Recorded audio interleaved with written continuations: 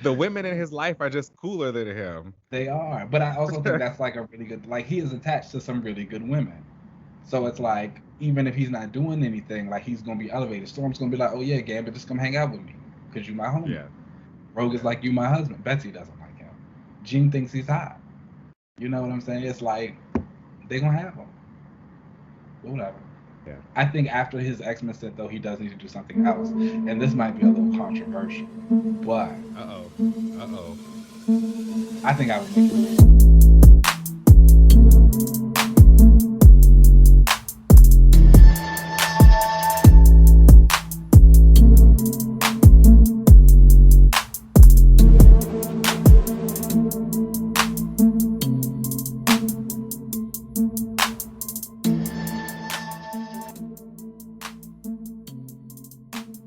All right, everybody, welcome back to another episode of another relaunch. And I am going to be, oh, you know who I am? I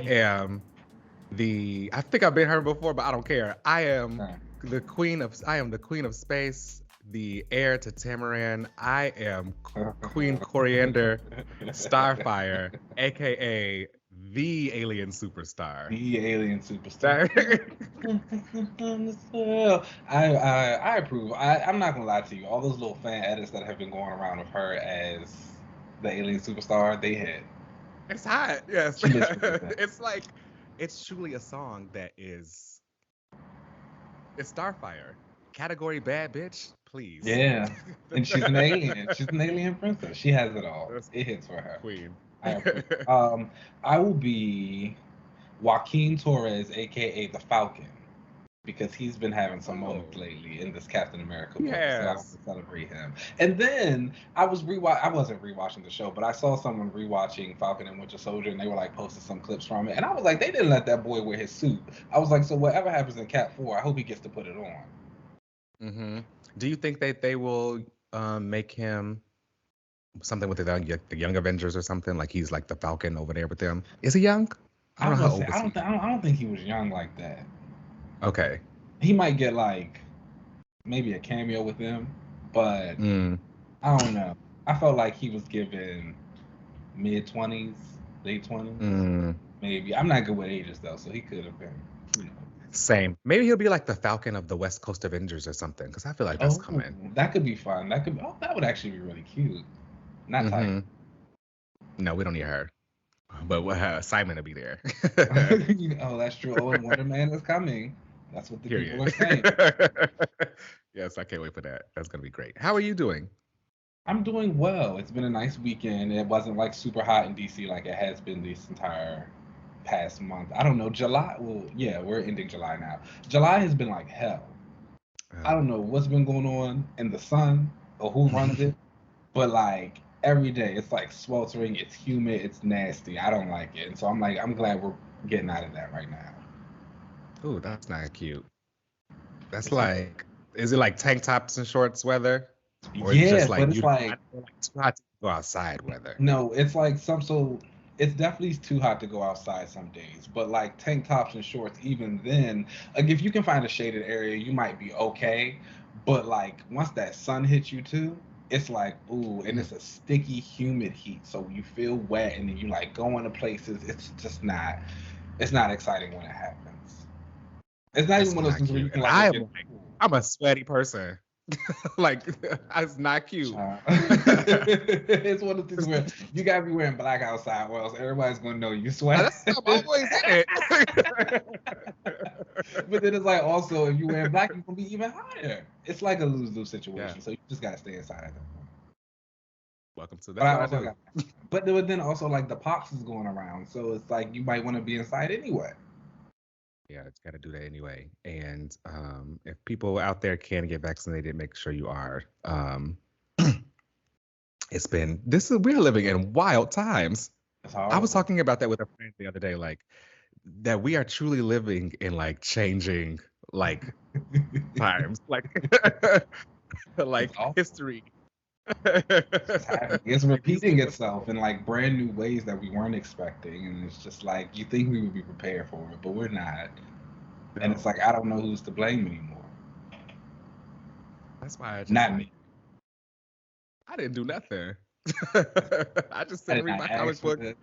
I didn't ask for I this. mind my business. If anybody wants to tell me to like stop working and stop doing anything, and they'll just like pay for everything for me and do all that stuff, okay. Listen, if people go back and listen to older episodes of this show, we have been saying that from the beginning.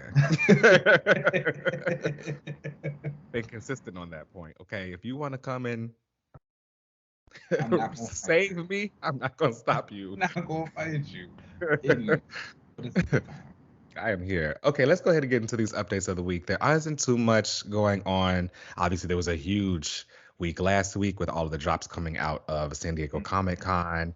And one update we got was that the director of Shang-Chi, Destin Daniel Cretton, will be the director of Kang Dynasty, the Avengers movie coming out in 2025. So I think that is a great opportunity for him to continue to flex his stuff. I really loved Shang-Chi. So getting to do the Avengers movie will be fantastic. And I'm going to be honest with you, the fight scenes in Shang-Chi were fantastic. So people have I'm been expecting them to reposting be clips on Twitter lately, and I was like, damn, this was good. Yeah, the fighting, they were fantastic. The action scenes were great. And shout out to Simu Liu, because I know a lot of people were kind of apprehensive about him when he first got announced, but he did what he needed to do. And I know he has a little bit a reputation for being unlikable, but yeah, I've seen the stuff. it's like, he did now that I think about it, that movie was kind of a setup. They gave us Simu Liu, who has a reputation for being unlikable, and then they put Aquafina in it. And that to you should tell you that the movie is good, because the movie with Aquafina in it is good. It's like look what they had to overcome. And we haven't heard much about her. Do you think they're gonna keep bringing her around? I know she left with him at the end of their movie, but I feel like there's always some type of murmuring about oh, we can't wait to see this character again, or they're gonna come back, or they getting these little promo pieces, even if they're these side characters in these movies. We won't see nothing with her. I don't know. I don't think that they will bring her back and cameo in other people's things. She may, pop up in Shang-Chi to be the funny girl again. But I don't see her being like, Wong is right now and kind of popping up in other even like a projects. Darcy. Do you think she'll hit a Darcy status? Because people like Darcy, and they always want to. But it's like, do people like that character, or are they able to not get past if they Aquafina? Right. Well, Darcy kind of had a reason to be there. She was like the physicist with Jane Foster doing all the science kind of stuff, and they kind of set her up to be that kind of character. Aquafina was just the funny friend who magically learned how to use a bow and arrow at the end. She became a warrior. She was fighting. She kind of just shot. What was her character's name? I think it was Kate. Okay, I was thinking Katie. It could have been Katie. I think Katie would have been right. I really didn't remember anything else about her in that movie outside of shooting that bow and arrow. I remember her trying to subdue her normal black scent. She had a little twang on it. Sometimes it was trying to find its way out. It'd be working hard. Yeah, but that's all we got so far this week. Are you excited for Kang Dynasty and the stuff they're doing with Kang? Yes, because I love Jonathan Majors, my man. But period. It's time travel and the multiverse all mixed in one. But I'm gonna be here for it. I love Kang regardless, and I'm like. Did you see that he won't be blue? Yeah, which is fine, I guess. I do still want. I think it's fine too. From what I've seen, it looks as though he will still have probably those thigh-high boots. I need. And it looks as though his mask. I think he has the helmet and it glows and makes his face blue, but he isn't wearing blue makeup. Yeah, that's fine with me. The purple thigh highs were truly the most important part for me. I'll be fine. Yeah, we love a nasty boot. Love. I'm excited for it. I think it'll be fun. It'll be really cool to see Jonathan Majors be like the big bad villain. Mm-hmm. I don't know, y'all. I still think that Secret Wars will actually still follow the comic book, both comic books actually, the original and like the 2015 version, where Doom is the central character and he's basically like stealing power from whoever is the most powerful. And in both of those, it was the Beyonder. I think now Kang Dynasty will happen and he'll probably win. But I He will. think at the end of it, his powers will be, usurped by Doom, and then everybody will have to come together to fight Doom. I enjoy that theory. I'll enjoy it because I like Doom as well. So Kang to Doom, I don't know. It seems like a win for everybody, no matter what we're doing. Absolutely. I love Doom. I think that would be great. I also think that in Secret Wars, I think that we will get the X-Men, but not our X-Men. I think that they will be the Fox X-Men characters. Ugh. Bring them on back. So they can die. And then we can Yeah. get to the new mutants. The mutants. Mhm. I think we're gonna start to see some random mutants kind of pop up in projects and after credit scenes and stuff leading up to Secret Wars, but in the movies, like the Fox X-Men popping up, or no, like I think who are going to be like the MCU X-Men, just in these little pop-up roles, but we won't see them until exactly. Okay. Exactly. I think we'll probably get characters we haven't seen before. So like maybe they'll do like a Sunfire in something, or like Marrow or something. And I know. I don't know. I was just thinking of random characters. I was like, whoa, you I know. The thing is, I was thinking like, oh, I should name a character that like other people like. I don't, but other people might like. No, I don't think I can see an Asian guy popping up and they're like, oh, that's Shiro, and then us not really like paying any attention to it. Somebody will catch it, of course, because they catch it to you, but then like we don't see him again until like whenever. Right. And I don't think these mutants that we see will be the X-Men. I think just mutants are going to start popping up. And then in Secret Wars, we'll get the X-Men. But it'll be, Sophie Turner coming back. And they may even let Hallie put her wig back on. It should be ready gets their last hurrah. She talks about it all the time. She's like, oh, I'll definitely come back as Storm. And it's like, girl, be calm. That's not what we love you, but like we can't do that. Let her get her final check. Let her do it. All right, y'all. Well, let's go ahead and take a break, and then we'll come right back.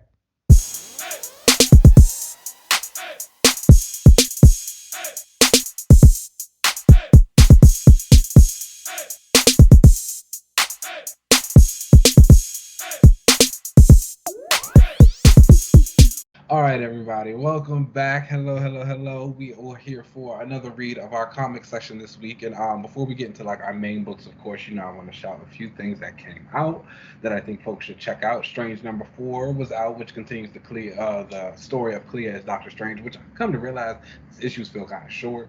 Like they're good, really, but like I don't know, it's just something about it. It's like real action packed and you're just moving and it's like, oh, I'm at the end of the issue already, and so it's over. It's not bad, but it's just a quick read. We Only Find Them Over Dead number 12 continues. The Magic Order 3 number 1 came out. This is the third segment of this Magic Order series by Mark Miller, and we've got a different artist.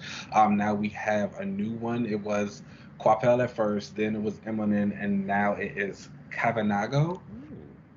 He's like I know, right? It's like a very gritty, dark style, so it's like completely different from what we've had, but I enjoyed it a lot. And then, of course, patch number 4 came out, which is Larry Hama writing Wolverine. And like, if you're a Wolverine fan, then Larry Hama writing Wolverine is like the bee's knees. That's classic. Yeah. And so getting into our main books, we'll start out with Detective Comics number 1062, and starts the new creative team of Ram V, right? Yes, it does. It is Ram V and Raphael Albuquerque. I think I pronounced that wrong. Apologies. But this is A new run for the Detective Comics. I looked back when I bought this issue. You know how they always like compile them all together. I guess I had already been reading Detective Comics Oh because I had wow. a bunch of stuff in there. Really, yeah. I guess it looks like I checked out after Tim Drake died. I was about to say I, you were reading the obviously, Tennessee run probably, and then he. yeah, yeah, he killed them, and then, but like, yeah, obviously he came back because comic books, but whatever. But jumping to 1062 in this new run, um, Batman is like out on patrol, and he sees some things going down, and he's like, this will only take me 18 seconds to like take these people down. He, long story short, ends up taking him like 22 seconds, so Batman getting a little old. And he ends up like needing help from, not necessarily needing it. Well, he kind of needed it looking at this picture. He kind of needed it. He got some help from Talia. He was fighting this mugger and who was like smuggling some like box or whatever, but all of a sudden he turned into this like creature, this like Lazarus zombie creature. And of course, still while he was fighting it, Bruce like didn't want to kill it. But Talia came in and was like, she ended up like shooting it in the face, and it didn't die. It was like, I have my code, and she was like, your code is what's getting you in trouble right here. And Oh, it's one obviously of those this thing kinds of is, stories. Oh, yeah. it's like But electric it looks Daredevil. like it looks more like this is a story of Bruce being old, getting older, and like needing help. Because at the end of this mission, he is back in the Batcave and he's like looking over his tests and everything's coming back negative. And he's like running on a treadmill, running these tests on him. He calls Nightwing, and Nightwing's like, "What's going on? Like, why are you doing all these tests?" And he's like, I just feel like I'm getting slower. And Nightwing's like, well, maybe you're just getting old. Like, Yeah, you old. You've yeah. been doing this for a long time. You got And kids. truly, a baby mama. So like things is gonna make you look good, drive you a little slow. So Yeah. um he ends up finding this like music box, which was like he he later finds out that it was a music box, but he looks at this box and it turns out that it may have been owned by these people who kind of own Gotham, like they have the deed to Gotham. And there's this woman who walks in. She looks like it's giving Aaliyah in that vampire movie. Ooh, Like Queen of the Damned, Queen Akasha. that's yes, that's exactly what this girl like looks like. The a whole outfit she like walked in, and she's like talking to her son about how like he is the true legacy of Gotham, and how like they own it. And obviously we're gonna be seeing some things like that. Bruce has like a nightmare, where this like bat creature is speaking to him and kind of telling him like you need to come to this place, and he like wakes up and is freaking out about everything. So we'll be learning next what happened in that dream, and just how much Bruce can still be Batman considering he's just getting older. So, the girl who looks like Queen Akasha, is she a vampire? She could be.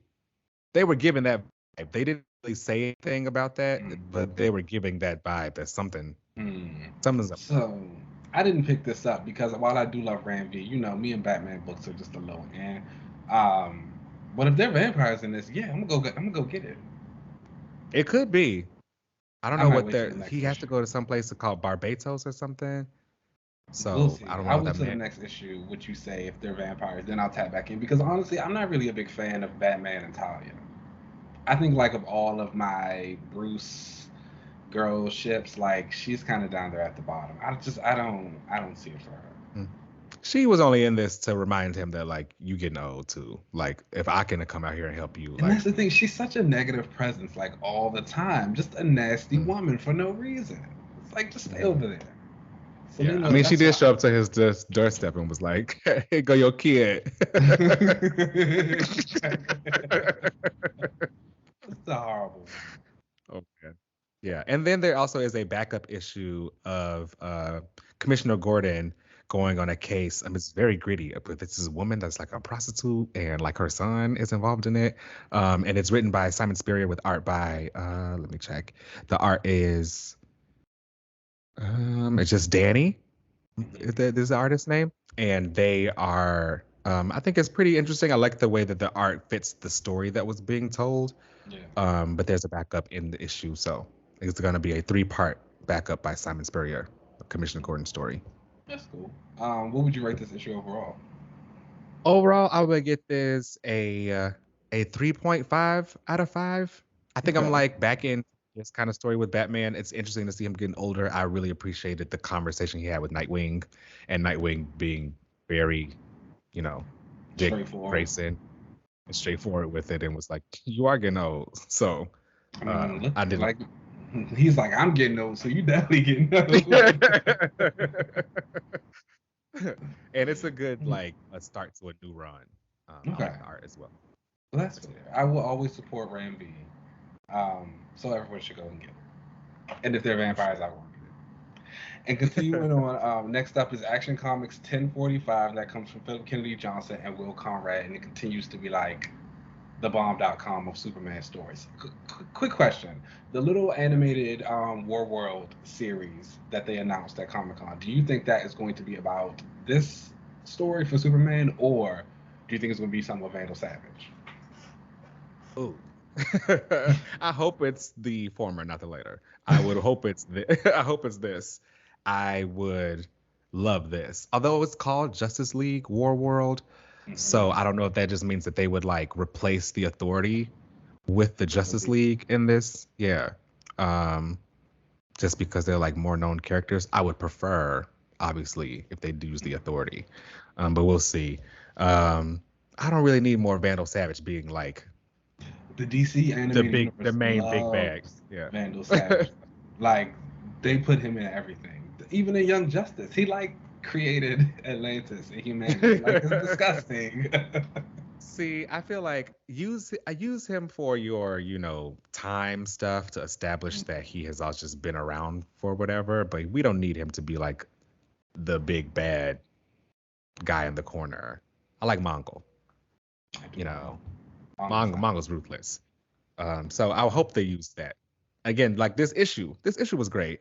This was the in every issue where they're coming to save a planet, there's the moment where half the team separates and then they end up getting brainwashed or something and switching sides. This was that moment where we see Apollo be a villain and break down all this stuff because they have just all been brainwashed to the other side. So I had a lot of fun. Sometimes I like those moments. I realized that a lot of my favorite characters are the ones that end up being switched. Yeah. Yeah. It is what it is. And I think that makes sense for you though. You like characters who have big flashy powers, and I feel like when they were more on the heroic side of things, they can't do that. But when they're bad, they can go all out and do everything that they want to do, and it's you love seeing that. Absolutely. And I like them a little bad. Not yeah. Yeah, just a little assertive is the word I like to say. Okay. But yeah, again, high praises for the issue. This was a lot of fun, and again, we're still on War World, but I'm loving it. They separated the team out. Midnighter and his crew are going to go try to get back Apollo. Obviously, Midnighter was that's going to be his mission. That's his man. If you talk about my man, that's who it is right there. That's his man.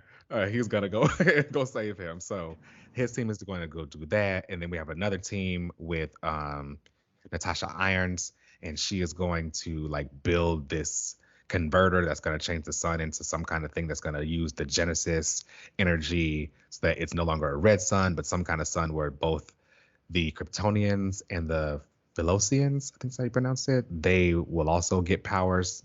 And I've really been enjoying the series. She's had a nice little rise in prominence and use, and I enjoy her a lot. But I've come to realize I kind of like a science girl. They're fun. They're really fun. They're cool. And then hopefully, whatever that that black girl Velocian, if she get powers, y'all should already know. Yeah,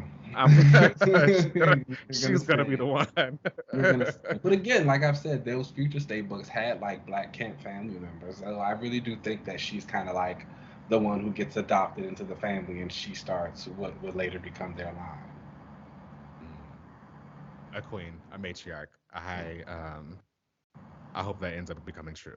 And also we had that like backup story at the end with Lois Lane, and they were like working on figuring out how to cure. I don't remember. Oh, Tala, that's her name. Mm-hmm. How to cure her or use the Genesis energy without the radiation that would like mutate their cells. And there's like some guy named Conduit, I think that was his name. He comes in and like steals the Genesis tech, but like Lois knows every super character, so she calls out like a all alert to everybody. That's the John, Kara, the other Superboy, even the one in China. He Which gets the was really cool message. to see him. I do love how they've been like really consistent at integrating him into the Superman family. Like he always pops out for the events and like comes to do stuff. He's got the seal of approval. Yeah, I like that. they didn't like let him fall to the wayside. He is a part of the crew now Mm-hmm. and in that family, so I think that's cool. And they're all gonna be going after this Conduit person, who is, I'm assuming, a Superman villain. Yeah, I know. Originally, before this, me and We Superman. wasn't there. We weren't there. We said We weren't that there at very all. loud and clearly. We were not there. It is A-okay. What would you rate this issue? A 4.5 out of 5. I really Okay. liked it. I liked the changes in art. I got to see Apollo using his powers. A lot of times they bring him around and he never gets to blast stuff. So he did in this, and I liked it. I'd give it a 4 out of 5. I think it's just consistently been a really good series. Again, Hmm. PKJ, he's the man when it comes to Yeah, Superman. So keep it going. I like it. for sure. Next up, we have Captain America: Symbol of Truth #3, and this comes from Micheal Onyebuchi, R.B. Silva, and guest artist Z. Carlos helps out for this issue. And this book is like really giving me everything that I need. And It's hot. we talk about like brands a lot and stuff on the show, and like you've brought it up to me before about how I really used to love like a dark, gritty kind of like Kill Crew, and that has like evolved into more spy political thriller. I've always liked political heroes also, but like a spy thriller aspect type of situation, action, and the girls are fighting, and we trying to sneak into places, and like that's all this book is. And I love it, Mm. especially with the authenticity of it from Onyebuchi being a black man, like writing Sam, and like how he interacts with people, and like the things that they say, and like whenever we get something dealing with the Wakanda embassy, and like how they're accepting people visas into their country now, and like the people talking to them, the hoteps who were in the other issues before, all that stuff, like How really they want to go back now, and how like yeah. people holding up their Wakanda forever signs in the panels, like it's really really well done. And we continue on The art here, like is like, oh my gosh, Silva's killing it, and R.B. even Silva, Carlos, one like of my on his faves. feeling, like he matched it, and it just like continually stayed well. And you see Sam kind of dealing with Doom, and him saying like, this is what's going on. King. People are smuggling stuff, and Doom's like, anyways, get out of my country. And like if you do it again, like we'll have problems. You have Sam kind of realizing that he has to meet with the Wakandan people, and they're like, you might as well just sneak in and be a spy. And he's like, no. But then of course when he meets with Shuri and them, they're like, no, we don't need your help. Like Wakanda would deal with this. They shut that down quick. Hung up in his face. Like all of it, and it was like nasty. And then the guy comes out like, I told you they weren't gonna help you. And it was like, and I was like, all of him having to go there and try and do that. We also see Falcon. He's doing his little side mission, which I really enjoyed in this series. I think in the ones that he's appeared in before, he was like around, but he didn't really do too much on his own. It was really about him learning, and I think this is a nice evolution of that. We see him like with his cousin, kind of like get the vibranium smugglers, and like Sam trusts him enough to be like, yeah, do this by yourself.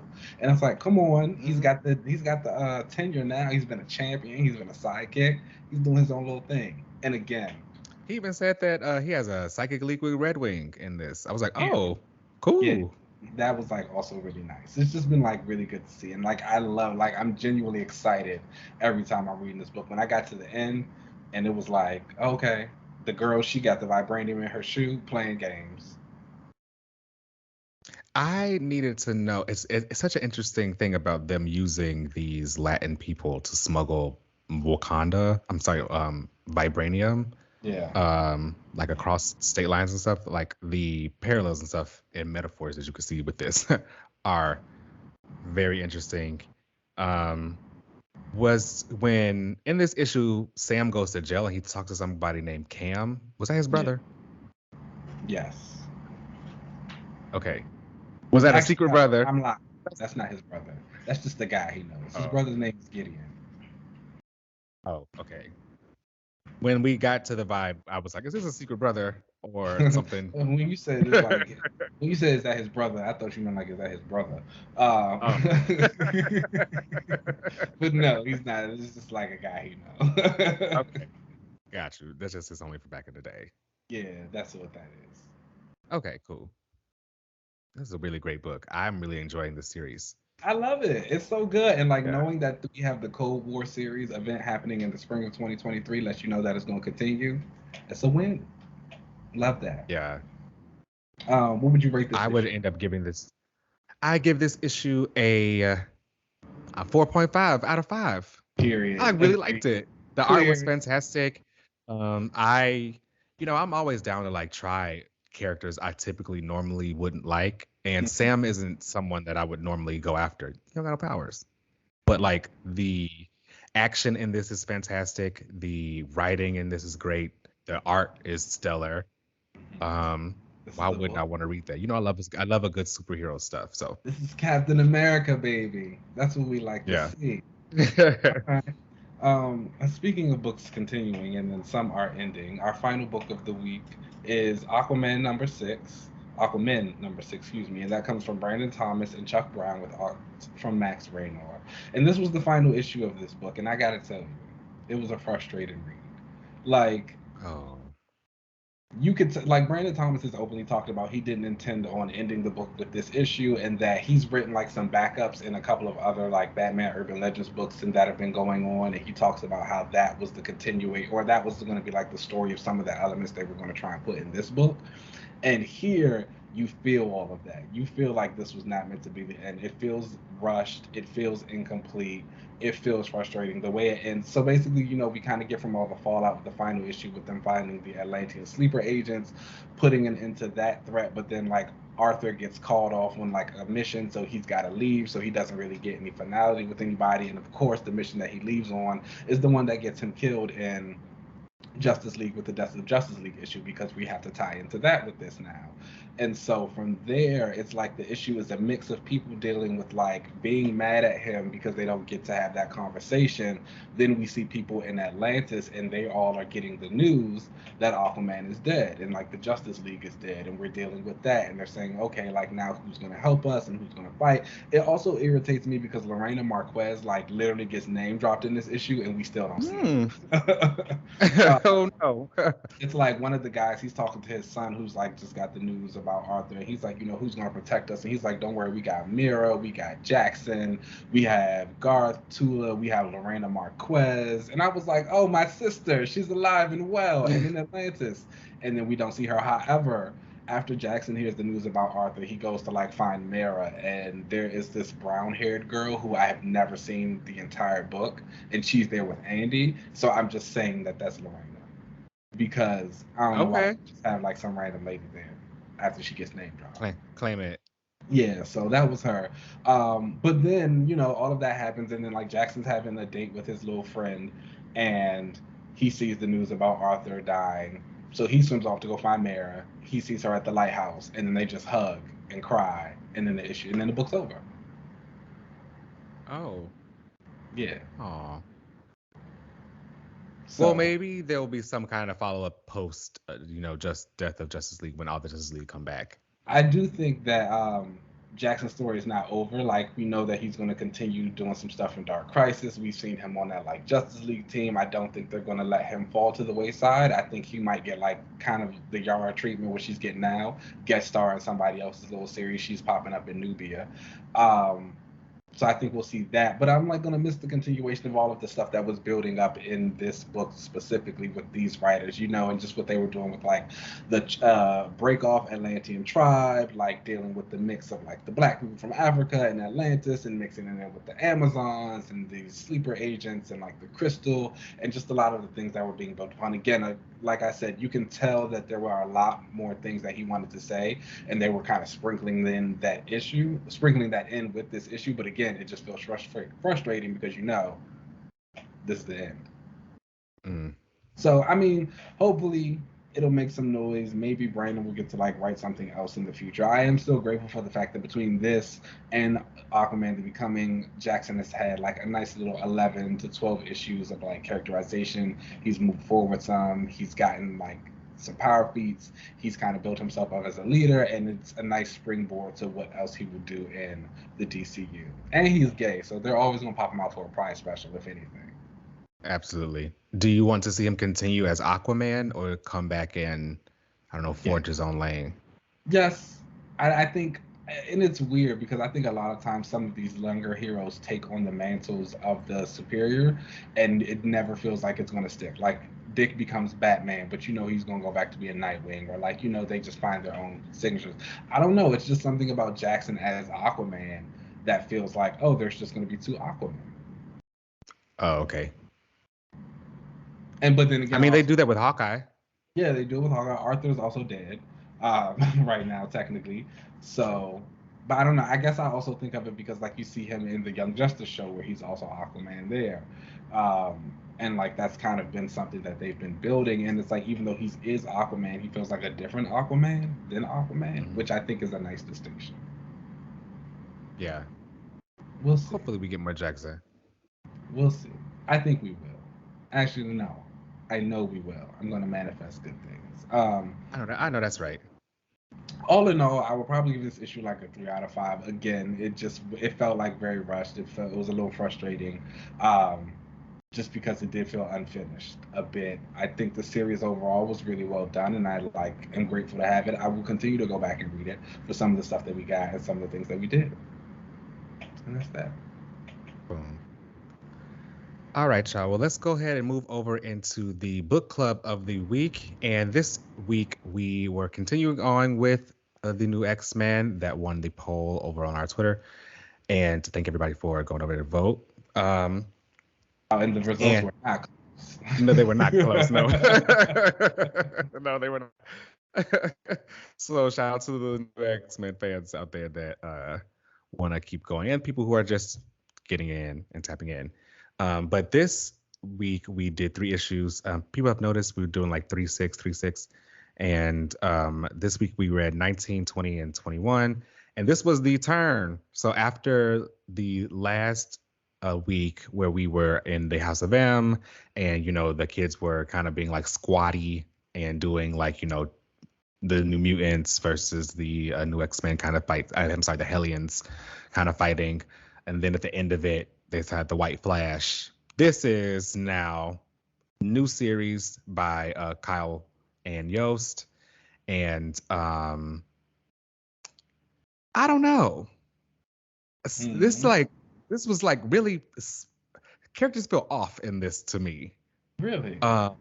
Yeah, like Hellion, in my opinion, is not nice, but he's not mean. And some of the stuff in this that he was like saying to people who didn't have their powers anymore was like mean. And also this was just a lot of trauma. This is what I guess I forgot about how traumatic it was, like losing your powers. Yeah. Yeah, and, like, just the Melody jumping out the window because she thought she could still fly. A moment. Yeah. Some boy like trying to reach out for his shadow. Pheromone girl like getting touched by Wither. Her name is Laura. But I understand what you're saying. I don't know. I think Hellion is definitely mean. I don't think he's like, but I don't think it's mean. It's mean in the way that it's very much him overcompensating for like and so he says like harsh things that he probably doesn't think are intentional. Like, well, he knows they're intentionally mean, but like deep down inside, like he feels bad about it. But it's like, what else is he gonna do? So a lot of the stuff he was saying felt real to me, and that's some of the reasons why he got like when he was talking to Prodigy, he was like, "Oh, you don't got powers, blah blah blah blah blah," and then Sophia walks in like, "Well, neither do I." Now what? Oh, but it's like you like me so different, but it's like you say something mean anyway because you're an asshole. That kind of moment made sense. I think it was another one. I have to remember what mutant he said something to where I was like, oh, that was kind of mean. Like, damn. What did you think about Emma kicking out nasty Mirage? Nasty lady. Horrible, horrible choices all the time. It's why she should not be in positions of power. Yeah, I was like, now how did she get kicked out? That's not And even like right. Like everybody who lost their powers in that mansion, you kick Danny out, girl. that made me that was like you just never liked her from the beginning. Exactly, and that's another reason why I didn't like that little moment they had in X Factor where Danny was like, "Oh, you always cared about people." She should have smacked the hell out of her. Probably. Yeah. I thought that was kind of nasty. But again, the rest of the issue is more trauma. Jay ends up showing up on the doorstep with his like wings Cut off. clipped, Mm-hmm. bleeding. Oh, Jay, I loved me Very some sad. Jay, man. What a man. And he made horrible decisions also. This book was really sad. Like I'll genuinely never forget reading like Decimation as a whole and just like the feelings I got when they were like, oh, all these mutants are waking up without their powers and that main issue, the main issue in House of M, and then coming back to read this and like seeing like the real fallout with all the kids in school, the boy like punching the walls because he's like, oh, I can feel it. And his hands are bloody and like Emma crawling through and she's looking for the cuckoos and they're like, oh, we're dying, and they got to do the telepathic stop. Like it was like, oh, this is like a movie.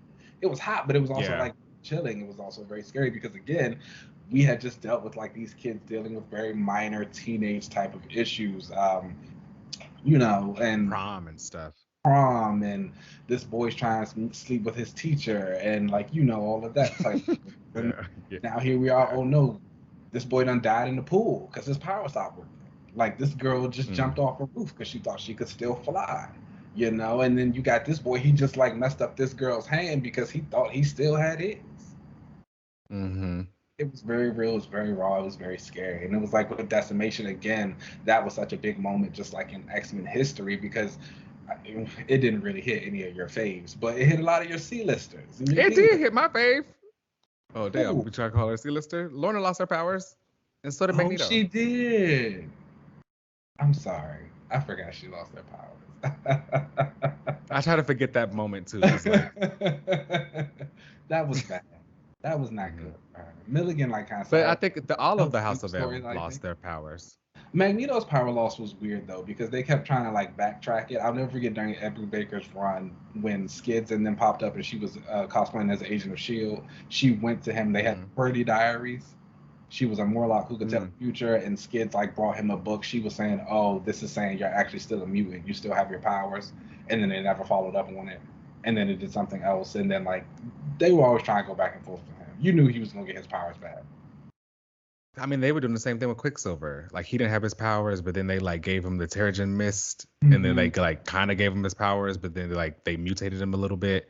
They depower Iceman in the House of M issue, and then by those next few Objectivists, he got it back. Yeah, I don't think they ever really like truly knew who should lose their power outside of these kids. I think maybe Jubilee was probably like the biggest power loss. Yes, she ended up becoming that vampire, and that lasted for a while. That was a long time. Like that's crazy. Why was she a vampire? And then they gave her a baby. I think because I think the baby thing honestly was because Jubilee was the kid. Like the kid of the group. Yeah, and like now she's like someone's mom. Poor her. Yeah. Well, it's something for her to do. I don't know what else she would be doing. There really is anything for her to do. I think Jubilee would actually, someone said this to me, she should be like training the students. And that's like kind of the role she had in that Generation X book. She was like their guidance counselor. I think Jubilee I think that can apply to a lot of characters, but I think Jubilee is one of the ones who it actually really fits for. Because she was like the orphan on her own. Like she should really be overseeing. She should be the mom. She knows what it's like to not have. Yeah, that would be a great role for her. But then I think the problem with that is we would have to see it. And they never want to show us any of that stuff right now. No one's on Krakoa. Yeah, that's also very true. Nobody's there. How do you feel about the way that this Decimation is now, to where they are on Krakoa with everyone like basically being back do you feel like this still has the same kind of impact as it did? Yes. If anything, I think it makes Krakoa feel a lot more important because we did see how bad it could get. We saw like them cut down to their worst, and now we've got to see them like alive and rebirthed and happy. Well, they're not really happy. Someone's always infiltrating that island and killing somebody, but you get to see Yes. them together again now, and it feels good. I think Yeah, they have a space now. I think that's great. I really don't think Krakoa should ever really. Obviously, there will be some kind of status quo change eventually, but like I do think that they should just always have the X-Men should just have their own corner Mhm. of like I the don't Marvel know. universe. I don't even know if I see Krakoa like leaving anytime soon. That's what I mean. I don't think so. I think Yeah, it'll be there. because I think even like going back to the school, that just feels like a downgrade. How do Mm-hmm. you do that after this? I think the Yeah, island itself might change though. You always get something like an Araco and that has to get destroyed because you got to have some type of culling for the mutants. They always do, for sure. but Mm-hmm. they'll always kind of change around how it happens. Mm-hmm. And just maybe they'll reintegrate Araco with Krakoa, go back to Okara. Yes. Oh, yes. Take me back to Okara. That's apocalypse. Period. But yeah, I thought this was interesting. I thought that the art for this run was a little better, which makes me realize this is why I think I may remember more of this era too, because just the art was better and like brighter, um, and like the colors were brighter too. Um, but I'm not sold on the characters yet because it seems as though a lot of them were like kind of being re-established right now. Obviously, with this new creative team, that's kind of what usually happens. But it didn't feel as though a lot of those characters were like carried over. But Okay. I mean, a lot of them did lose their powers, like Sophia and all of them. So We had to do a culling. yeah, All everyone right. wouldn't make it. We'll But see how you feel after a few issues when they kind of get their bearings. I think that was needed. I think because decimation was such a big deal, these kids kind of had to change, and this was like the beginning of that. yeah, we'll see. We'll see. This also had. I think that next bit is gonna have like Laura and Hellion together, and I ain't really like Yeah. that. So We'll see. I don't think anybody did. revisiting that now, we'll see how I feel about it. Yeah, let's get to that. All right, let's go ahead and take a break, and then we'll come right back. Cool.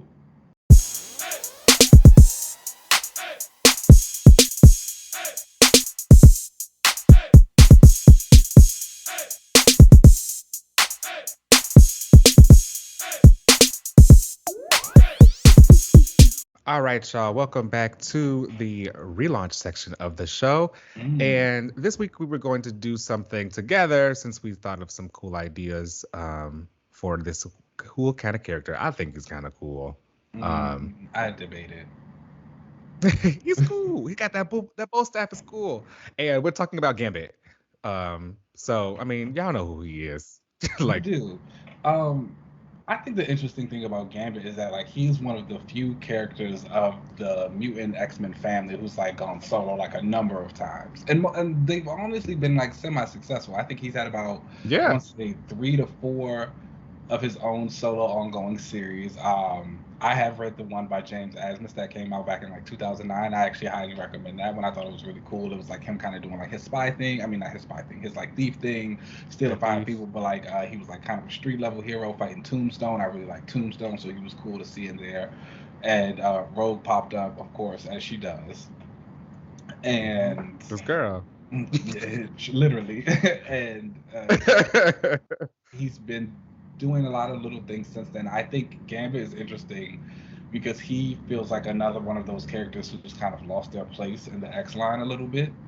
And I feel like Gambit, I've said this, I don't know if people agree with me, but I always have felt that at this point in the game, Rogue and Gambit are kind of like separate from the X-Men. I think that they the Mr. and Mrs. X story that they had, I think that is like their brand, and they should just be like the superhero married couple who comes to hang out on Krakoa every now and again, but like they're doing their own adventures. What I've come to realize is that neither Gambit nor Rogue fans really like either of that. No. And they are much happier seeing the characters separated and not together. But I don't know. I feel like they get lost when they're not together. I don't think they need to be. I think they reached that status now as a couple within not only the X line but in the Marvel universe anyway. That like they're gonna be together. Like it's Rogue and Gambit. So I don't think they even need to be around each other like that anymore. It should be established that they are that married couple, and they may have a life not may. They do have a life outside of the X-Men.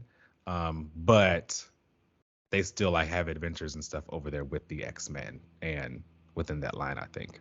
Some kind of like role. I think it might be time for them to maybe evolve into like having a role within the X-Men, not just, one of Xavier's soldiers. And I can see that, especially for Gambit. I think he needs it more so than Rogue. Again, he's been this character who's been around. I think a lot of his history has been being an X-Man. He found little young Storm and kind of bonded with her. Bishop came onto the team and was like, well, actually, you're the guy who's going to betray us all. Everyone always looked at him as a little bit shadier, a little bit sly. We didn't know too much about him. He was like that cool, kind of mysterious character, smoking his cigarettes on the side until Marvel said comic characters couldn't smoke cigarettes anymore. They couldn't do that no more. And I think that was what really defined him.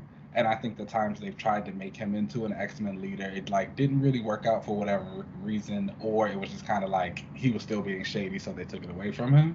And now he's evolved into he's kind of just Rogue's husband. I think even when you look at him on Excalibur, like he's not doing anything but worrying about Rogue and like wondering where she is. Even now they had this big thing to be like, oh, he's on the team for his own reasons, and he's dead. Well, that might just be more of an issue with the series itself then. I mean, it's like 50-50. I think Gambit has just really kind of like fallen off to the wayside because, and I think this is something that we need to talk about, like as we relaunch and evolve his character, what's next? I think a lot of the characters who we have really come to love as the X-Men, the Storms, the Jeans, the Cyclopses, Beast, Betsy, Nightcrawler, Colossus, Gambit, Rogue, all of them.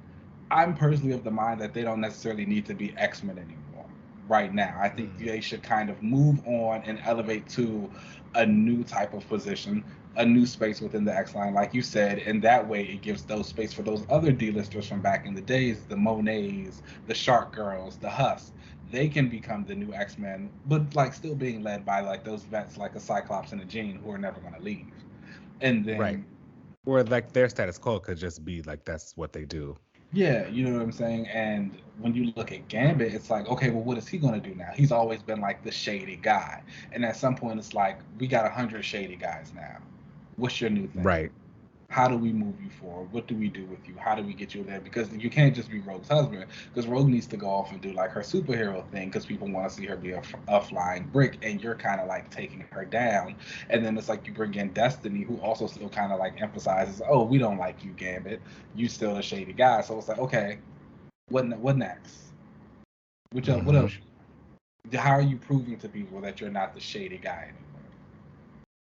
Does he want to? I think he should. I think he should, but I think that should be part of the story. Like, agreed. We'll see. Like, does he even want to even challenge these people anymore? Does he's like, I am deciding what I want to do, whether you like me or paint me as this traitor or not. Like, I'm going to be the one setting my foot forward. I think it's time for him to kind of do that. Agreed, and I think even with that, it's still a reminder. It's like, okay, even if you are going to be the shady guy, it's like, what are you doing as the shady? Yeah. Like, you still need to do something.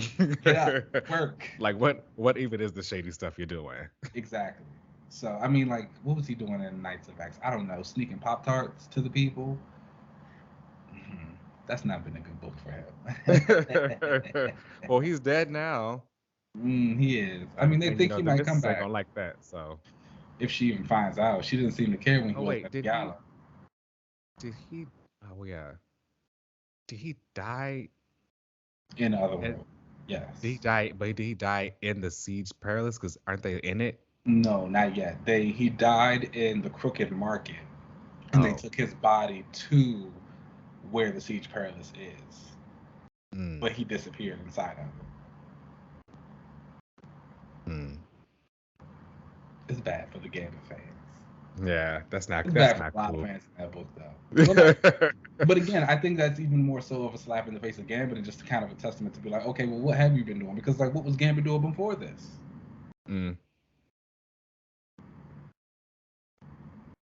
Just showing up to be there with Rogue, really. Exactly. I think he just needs to be further implanted into the X line. I don't think he already has a life on his own outside of it. Obviously, he's one of the few X-Men characters who is still a solo character. He just needs, I think, to be he got to spin the block again and come back around into the X side for a bit. And I think by doing that, his story should be, you were this traitor or alleged traitor or like shady, shifty guy, but what are you doing now? Are you still that person? I agree. I think he does need a re-entry into the X-Men and like being on the main X-Men team and like people seeing him and him being effective. I think a lot of people kind of forget what Gambit can do and like exactly what his powers are. We all know that like he charges the cards, he makes things blow up, but like people forget how it's kinetic energy and how he's apparently supposed to be like a really good fighter. He like really moves fast. Yes, him that bow staff. He has a lot of skills, and it's like we haven't seen a skilled, competent Gambit in a long time, and I think because of that, people aren't going to jump to see him by himself win anything yet. So you got to put him on the team, put him on the main team, let people see, okay, this is Gambit of the X-Men, this is what he can do, and then as you're building that up, then I think it's time to move him out and do something else. Now, he's got a solo series out right now. It's a Stealth Storm solo. I was about to say, it's about Storm. The women in his life are just cooler than him. They are, but I also think that's like a really good, like he is attached to some really good women. So it's like, even if he's not doing anything, like he's going to be elevated. Storm's going to be like, oh yeah, Gambit, just come hang out with me because you my homie. Yeah. Rogue is like, you my husband. Betsy doesn't like him. Jean thinks he's hot. You know what I'm saying? It's like, they're going to have him. Whatever. Yeah. I think after his X-Men set, though, he does need to do something else. And this might be a little controversial. But I think I would make him a listening. Captain. Oh wow. Yeah. That'd be different. I think it's something that would be different. It kind of moves him past like the shady guy, or even so you could still give him some shady stuff that he's doing as a captain to protect the people, but I think it gives him a new sense of responsibility that he needs. I think it elevates him to a level of like when you think of Rogue, you think of superhero Rogue, and you think like here's a guy who can kind of match up with that. I think Gambit is a character who can lend himself to leadership. He's led the Thieves Guild. He's led teams of X-Men before. He's had his student squads. He's mentored people. So I think that gene is there. And I think it's something that would be really nice to also bring him back with Bishop. I was going to say that would be cool, too, to kind of circle that, bring that back around, and see how Bishop is now with him, considering how he was originally, but he didn't really like him because he was the alleged traitor. But, they developed a friendship by the end of, like, the run or whatever. But it would be cool to see that touched on again. Yeah. They're cool together. They are. They're, like, a really good duo. I like them. Yeah. I think Gambit just needs to a little bit, like you said, I honestly just needs to get away from Rogue. Like, he just has to, like, not be in her shadow and go off and do his own thing and be reminding people that he is capable. Yeah. I agree. I think that would be a great relaunch for him. After this Claremont Gambit run, maybe they can start bringing him back around the X-Men. Well, he's dead. Never mind. Forgot about that part. We got to fix him up first, then we'll figure that out. But Marvel, if you're listening, give Gambit his due. Let him do something instead of just being around Rogue. All right, y'all. Well, that brings us to the end of the show. Please make sure you rate and subscribe us wherever you get your podcasts. We really appreciate all the love and support. You can find us on Twitter and Instagram at Another Relaunch. You can watch us on YouTube at Another Relaunch TV. You can email us anything at anotherrelaunch@gmail.com. You can find me on most social media platforms at UncannyLZ. Keenan, where can they find you? You guys know you can find me on Twitter and Instagram at Keenan Lance. As always, there's an underscore at the end. Boom. All right, y'all, let's get up out of here, and we'll catch you next week. Peace. Peace out.